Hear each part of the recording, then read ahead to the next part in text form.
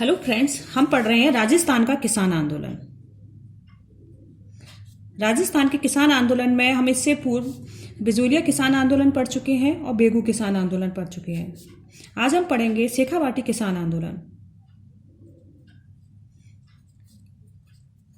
ठीक है, शेखावाटी राजस्थान किसान आंदोलन के अंतर्गत हम पढ़ेंगे शेखावाटी किसान आंदोलन, जिसे जकात किसान आंदोलन या तेरावाटी किसान आंदोलन के नाम से भी जाना जाता है। ठीक है, जकात या तेरावाटी या शेखावाटी किसान आंदोलन का अगर आता है कि इसका नेतृत्व किसने किया, तो इसका नेतृत्व किया था नरोत्तम लाल जोशी और हरदयाल ने। किसने किया था? नरोत्तम लाल जोशी और हरदयाल ने इसका नेतृत्व किया था। इस आंदोलन के तहत क्या था, और इस आंदोलन के तहत 25 अप्रैल 1934 में किशोरी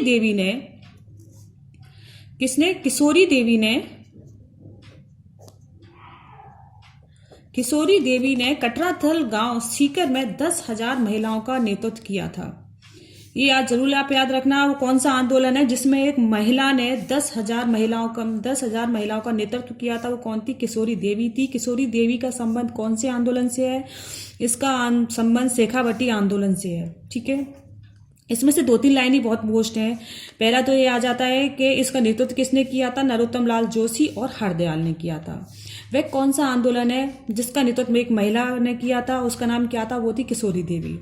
दूसरा, ऐसा कौन सा आंदोलन है जिसकी गूंज लंदन तक पहुंच गई? तो वो शेखावाटी आंदोलन है। जब किशोरी देवी ने 10,000 महिलाओं का नेतृत्व किया था तो उसकी खबर लंदन तक पहुंच गई थी, और लंदन से प्रकाशित डेली हेराल्ड नामक समाचार पत्र में ये शेखावाटी किसान आंदोलन के समाचार छापे।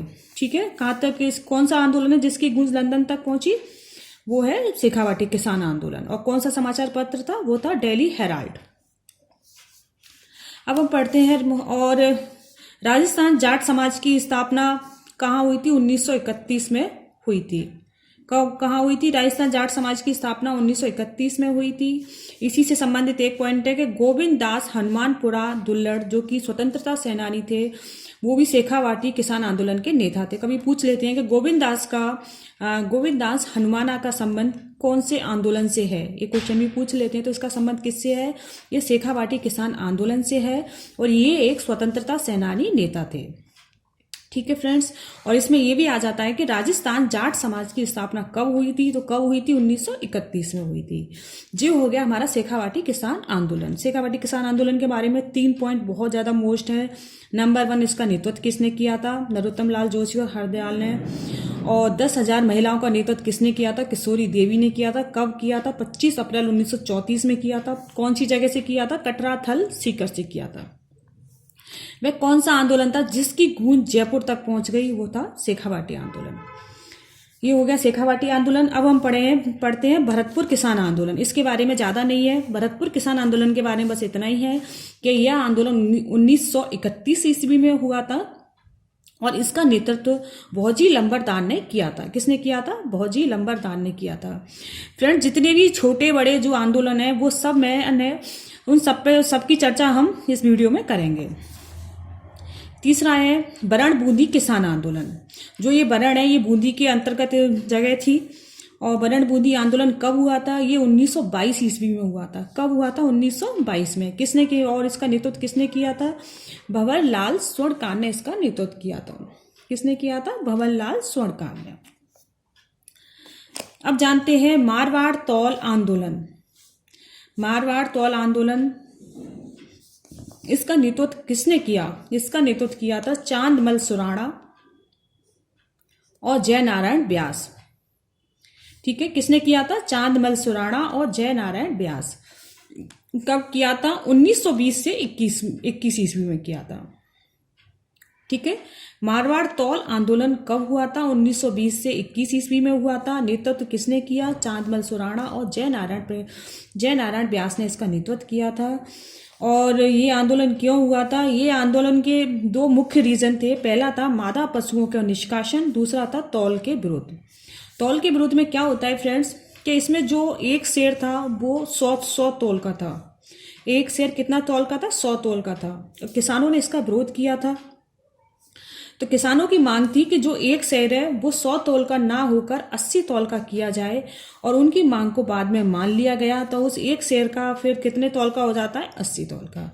बस मारवाड़ किसान आंदोलन का मेन पॉइंट ये है, कब हुआ था और नेतृत्व किसने किया। ठीक है, यह तौल से संबंधित आंदोलन कौन सा था? मारवाड़ तौल आंदोलन है, और ये 80 तौल का था, और ये इनकी मांग थी 100 तौल का एक शेर था, इनकी मांग थी कि जो 80 तौल का एक शेर हो जाए। ये मारवाड़ तौल आंदोलन हो गया। अब हम जानते हैं बूंदी किसान आंदोलन। बूंदी किसान आंदोलन का नेतृत्व किसने किया था? पंडित नैनू शर्मा ने किया था। ठीक है, किसने किया था? पंडित नैनू शर्मा ने किया था। इसमें क्या होता है फ्रेंड्स, जो नानक जी भील, इसमें क्या होता है, इनकी एक सभा होती है बूंदी किसान आंदोलन के अंतर्गत, जिसमें कि जो इकराम हुसैन होता है वो आदेश दे देता है, मतलब गोलाबारी का, गोली चलाने का आदेश देता है, जिसमें कि नानक जी भील शहीद हो जाते हैं। और इसमें बस मोस्ट पॉइंट ये है कि बूंदी किसान आंदोलन का नेतृत्व किसने किया? पंडित नैनू शर्मा ने किया था। नानक जी भील का संबंध किससे है? बूंदी किसान आंदोलन से है। गोली मारने का आदेश किसने दिया था? इकराम हुसैन ने दिया था। पर इसमें मेन जो पॉइंट है यही नैनू राम और नानक जी भील है।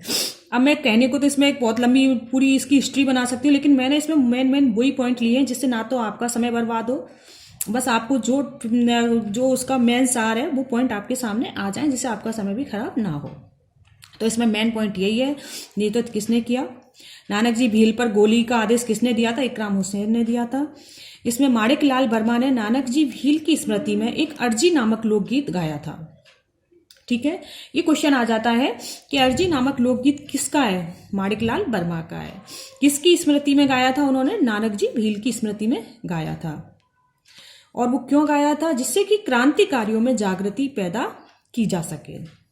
ठीक है, क्यों गाया था? जिससे कि क्रांतिकारियों में जागृति पैदा की जा सके।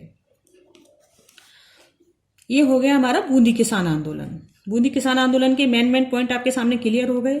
इसका नेतृत्व माणिक लाल वर्मा ने अर्जी नामक लोकगीत किसकी स्मृति में गाया था? नानक जी भील की स्मृति में गाया था। क्यों गाया था? जिससे कि उनमें जागृति और जोश पैदा हो सके। अब है दूध व खारा किसान आंदोलन।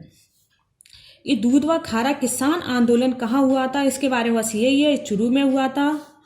और ये कब हुआ था? 1944 से 1948 के मध्य में हुआ था। और किसका नेतृत्व किसने किया था? मागाराम वैद ने किया था। किसने किया था? मागाराम वैद ने किया था। अब हम जानेंगे भील आंदोलन या भगत आंदोलन। ये फ्रेंड्स बहुत मोस्ट आंदोलन है ये भी, कि भील आंदोलन, भगत आंदोलन या इसे जनजाति आंदोलन के नाम से जाना जाता है। कौन सी आंदोलन के नाम से जाना जाता है इसे? जनजाति आंदोलन।